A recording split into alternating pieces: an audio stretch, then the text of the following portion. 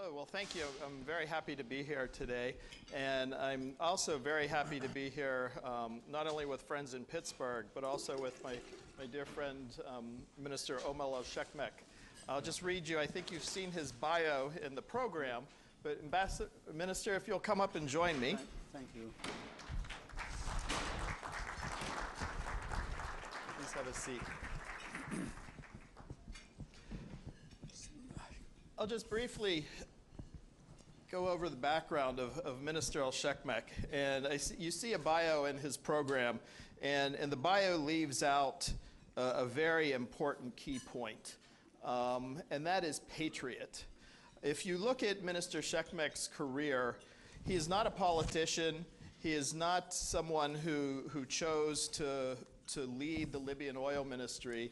He's someone who cares about his country, who has great technical skills, and began his career in 1973 in the Libyan Government Audit Bureau, and then joined the National Oil Company, working in finance and administration at a project to develop a petrochemical plant and refinery facilities in Ras Lanuf in Libya. And he worked in various positions until 1999 and became a financial advisor to government entities administering the oil and gas sector between June of '99 and 2003. And for a short time, he was advising the head of the National Oil Company. But where the story gets really interesting is upon the Libyan revolution, Minister Shakmak, from 2011 to the present, has been Deputy Oil Minister of Libya, and also during the revolution and the time of the Libyan National Transitional Council, he was both Deputy Oil and Finance Minister under the Libyan National Transitional Council. So I am very pleased to have you here with us in Pittsburgh. And I just wanted to give you the floor just to describe an overview of the status of the Libyan oil sector and the energy sector. Thank you, Chuck. Ladies and gentlemen, enjoy your meal, and good afternoon, everybody.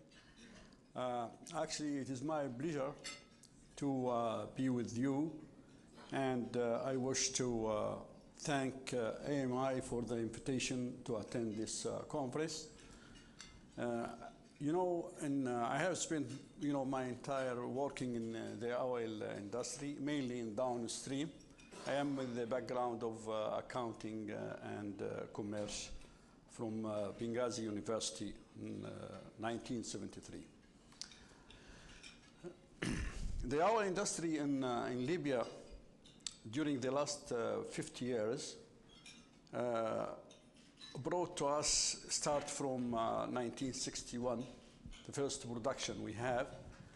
And this is start through the international organization, mainly it was ISO standard American company and Occidental, as well as British Petroleum Company in Benghazi, Syria oil field.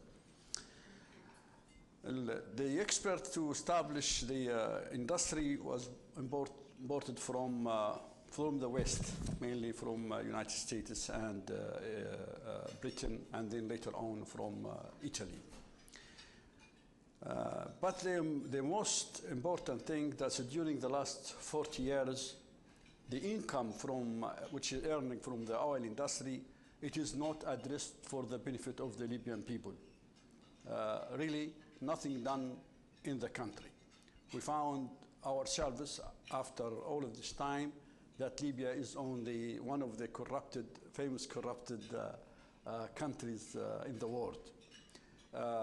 So this is one of the major reasons that the Libyan people have the February revolutions. When we say that we have nothing on ground, really, we have no infrastructure at all. Telecommunication, health care and medical services, transportation, education. The two major universities built in the country, that's in the development plan of 1963, 1968. So there's no added value whatsoever. The only sector which is keep running the oil, because it is the sole resource of funding for the ex-regime. So this is the major issue. That means we have chances and opportunity not for the development, to establish all aspects of activity for the country. We can consider that in all sectors there is a chance for investment, there is the opportunity for business, and also for the oil sector there is a chance for development, because we still have the oil companies in upper stream and downstream activity. Now, during the last 2 years, the situation, of course, frankly speaking, the security issue is the most important. Security is still not as it should be, and this is what is effect really in direct effect in the production, in this year, mainly in the last 3 months, as from July, August, and September. We have a severe deficit in the income, and this is one of the major challenges we have. But on the other hand, we will have a new round for exploration. It will be announced next year, hopefully during the first quarter of 2014. And also for the downstream, we have some activity. Major projects will be announced for investment. So this is in general idea about the situation. Minister, thank you very much. Thank you. You know, when we last met in August of this year in Washington, particularly, we heard earlier today about some of the downstream issues that are happening in this region. In August, you talked about a Libyan government committee that was beginning the planning to integrate more Libyans' downstream potential. And I don't know if you're able to give us any update since August, if there have been any decisions taken or plans made. Okay, a committee formed from a number of experts of Libyan people who's working within the oil sector and some others, and they work for a plan about the requirement in sense of upgrading the refinery capacity. And the final report has been, submitted for negotiation with an NOC, National Oil Corporation, and then submitted to the Oil Ministry. And now we have two major activity will be one for the upgrading the existing capacity. For the refinery, we have two major refineries. Ras Anouf, which is 220,000 barrels per day, and Zawiya, 120,000. And we have another two small refineries of 20,000 in Tobruk refinery and 10,000 barrels per day in Srir field. As well as we have the first and the old refinery in Brega. This is since 1960s. It is only 10,000. It's still in operation. And then this capacity will be upgraded for refinery, Zawiya refinery. And also we'll have another refinery, expecting we'll have a new refinery in the south of 20 to 30,000 barrels in the area of Sabha. And we'll have a petrochemical plant in Benghazi area, as well as a refinery of from 300 to 400,000 barrels per day. So this is concerning the downstream for the refinery, as well as we're expecting we make some some upgrading in Ras Hanouf complex, where we have the ethylene and polyethylene. We have two plants. Situation of the Ras Hanouf refinery, it is a joint venture with Emirate UAE investor. I think it is a private company, and this is still not finalized. There's some negotiation going on.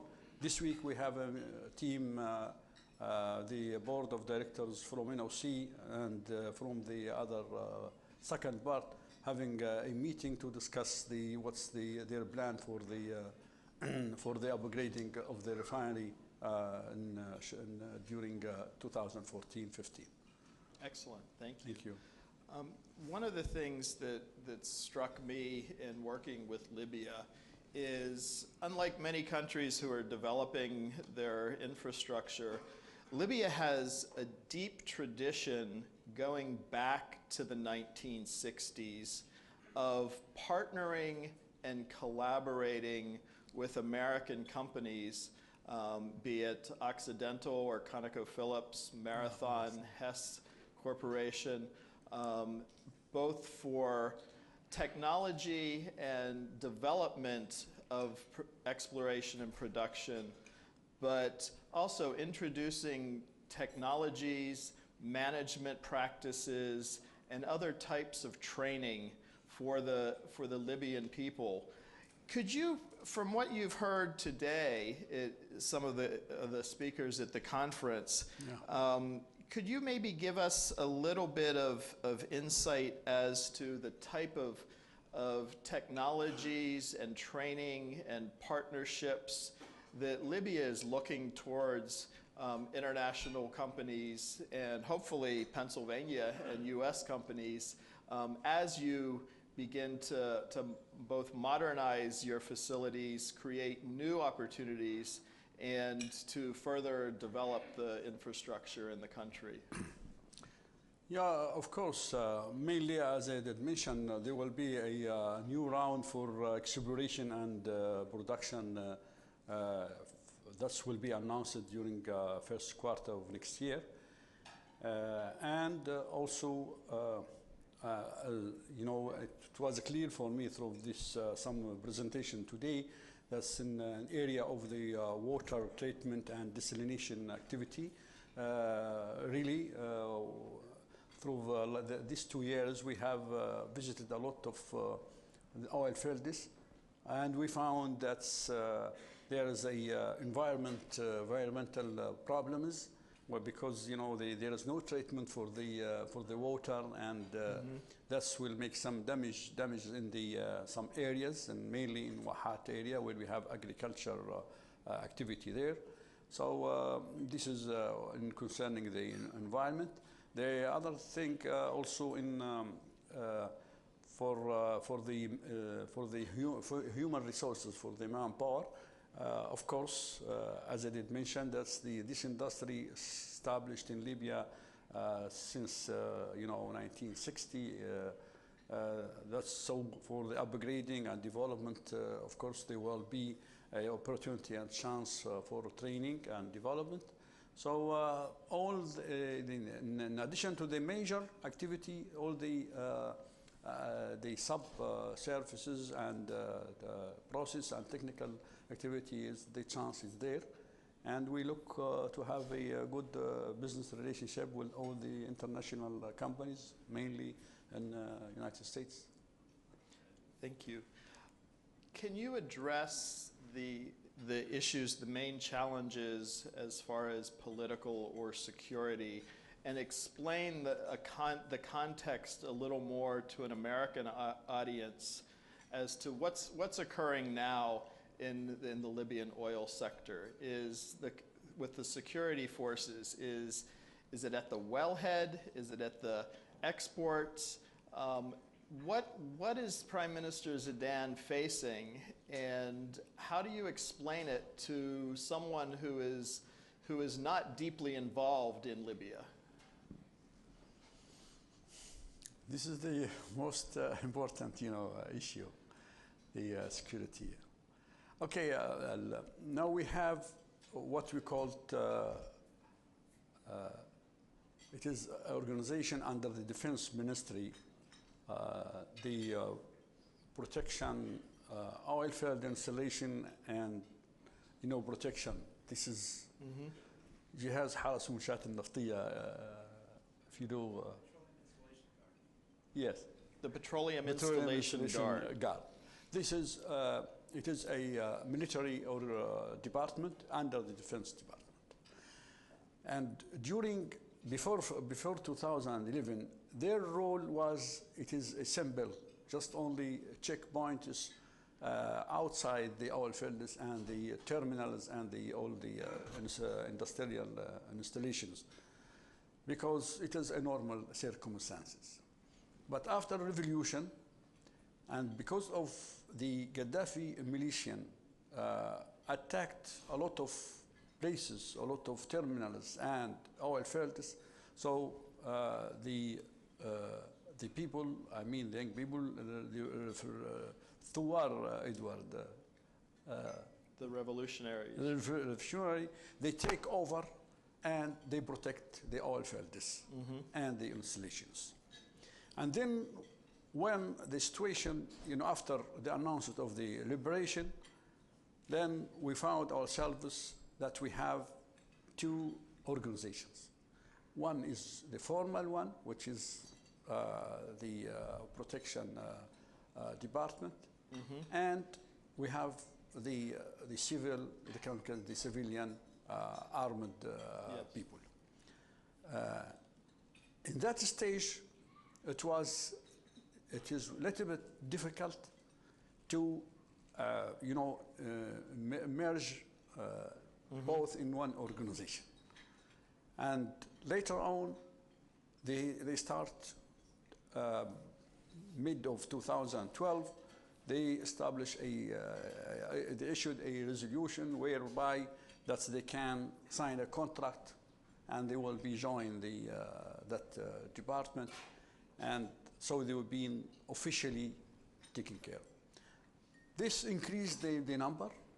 This inflates the budget for this activity, comes up to say more than 200% of the and then it was a little bit difficult to control them, really, frankly speaking. So from time to time, when they feel that they need, some requirement from the government, they need some more extra payment and whatsoever, they take over and ask the operators and the field supervisor and superintendent to stop the operation, and this has happened several times. And the most serious case which we have in Sidra Terminal and Ras Anouf, this is already stopped.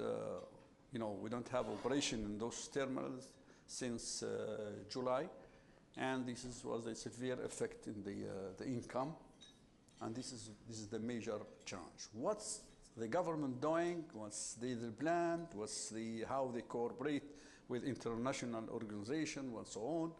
I think it is not in my area, but I am familiar, with some discussion and information-wise.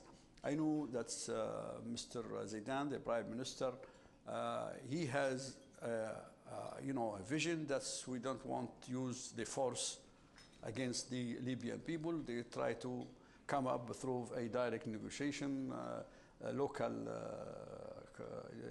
council in Majalis Mahaliya. Local council in the area. So this is exactly the situation. This week there is a direct negotiation with those groups. We're expecting maybe situation will be improved. Otherwise, this will affect in the next year budget. Hopefully not. But so as I understand it, what we're talking about is an internal political issue within Libya. It is not a technical issue. It is not damage to the No. infrastructure, and it is not something that will impact your ability once a political solution is developed to be able to increase production and to modernize the fields. Yeah, exactly. From operation point of view, we have no problem, and we have a case during. For at least we have a valve on a line which is supply the crude from 3 oil fields, Sharara, 300,000 barrels per day, and El Fil, 65,000, and Al Hamada, which is only 10 to 12,000, and that's we've been closed, for more than 5 weeks. And then immediately after a direct negotiation, when it is finalized, within 4 or 5 working days, we have normal operation in all 3 oil fields, and we have the supply resumed. So the last discussion before we submit the proposal of the budget to the Planning and Finance Ministry, 10 days ago, we have a meeting in with anticipation with the NOC Board of Directors, and they assure that from technical point of view, we can resume the production in short time. Excellent. Yeah. To put that in a political context of what you're trying to manage with oil production and exports and developing downstream, the revolution began in March of 2011. Tripoli was liberated in September, the fall of 2011. During the revolution, we had a rebel government that became the National Transitional Council. The leader of that government, Mahmoud Jibril, voluntarily and peacefully resigned and stepped down, passed power on to the next prime minister of Abdurrahman El-Kib. And then in July of 2012, Libya, for the first time in 42 years, really for the first time in your history, had a free and fair election to elect by the people a General National Congress. Yeah.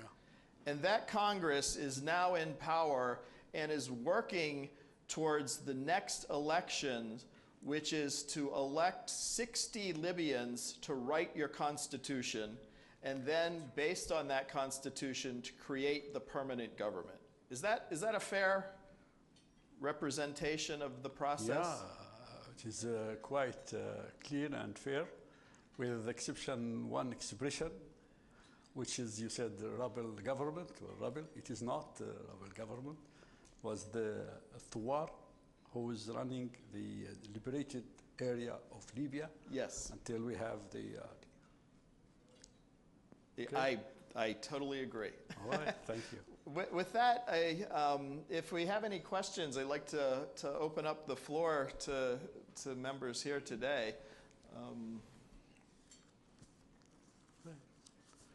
Are there questions?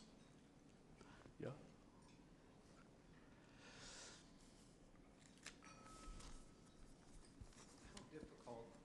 How difficult does the United States make things for you, especially with things like the events over the last 4 or 5 weeks? Does that make things politically more difficult internally? Do you understand? You know what's happened in, as you mentioned, last 2 or 3 weeks.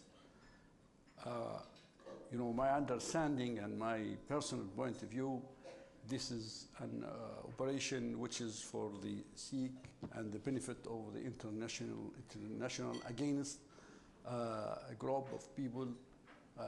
Maybe they, of course, that decision taken because they are involved in operation which is comes up with killing a number of people, most of them American citizens.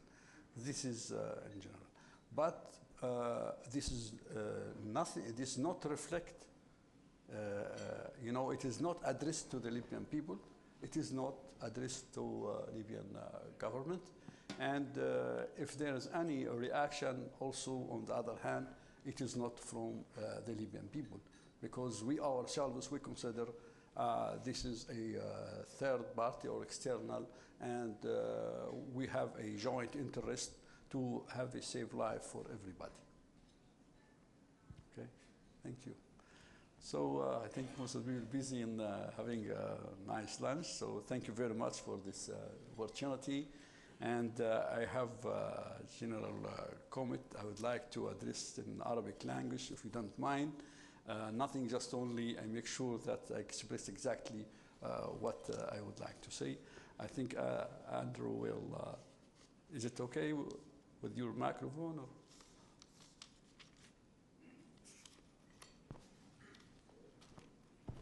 Tell you what, Andrew, come up here and you can take mine, because I'm not going to translate it. Andrew.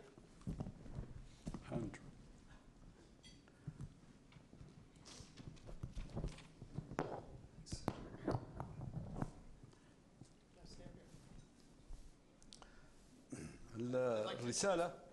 This is my colleague Andrew Watras, who's program manager at the US-Libya Business Association.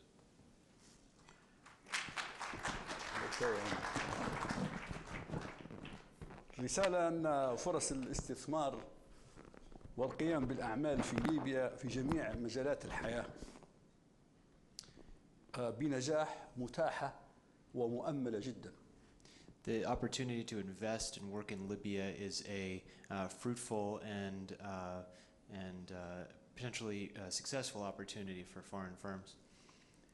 المسألة ليست تطويرية لتلك الأنشطة، لأنه لا شيء موجود لمقابلة متطلبات الحياة كما هو لدى أغلب المجتمعات المتقدمة. As is the case in developed nations, the issue in Libya is not a development issue. It's it's improving existing. It is not improving. It is not improving because nothing existing. It is to initiate, to rebuild, or to build actually. This is the fact. وبالتالي الدعوة للمساهمة بمهنية وشفافية مع التأكيد على التزامنا بكافة القواعد المهنية وما يتم توقيعه من عقود واتفاقيات. We require transparency and skillfulness and capability from our international partners to guarantee a fruitful partnership with foreign partners. وبالتالي نحن في حاجة إلى بناء جسر للتعاون وتبادل الخبرات وتطوير الحياة بصفة عامة وفي مجال النفط والغاز بصفة خاصة. We need to develop strong bridges and links with our foreign partners in order to develop the broader Libyan economy and especially the oil and gas sector. وأشكركم جميعا على حسن الاستماع وإتاحة هذه الفرصة. And I thank you very much for this opportunity and for your attention. Okay. Thank you. Thank you. Okay. Before you leave the stage, I have a gift for you, and also Your Excellency, if you would come up as our two featured speakers today. Okay. Thank you very much. Thank you so much for the perspectives you've given on your countries and ways that we can, as American companies, develop partnerships. And I wanted to just show you, one of them is sort of easy to unwrap, but this is a platter with the three rivers of Pittsburgh and its sort of skyline. And we were fortunate to have a dinner last night for our visitors at Lamont, where they could see a view, and they know how beautiful our city is. We're proud of it, and we want you both to have this. Okay, thank you very much. Quite appreciate it. Thank you so much for coming. Thank you. Thank you very much. Okay, thank you. And with that, Okay, this thank you, adjourns Excellency. our business conference, and of course, we hope you are coming this evening to see Colin Powell. That will be at the Carnegie Museum. Some of you are attending the private reception beforehand, and we'll see you tonight. Thank you.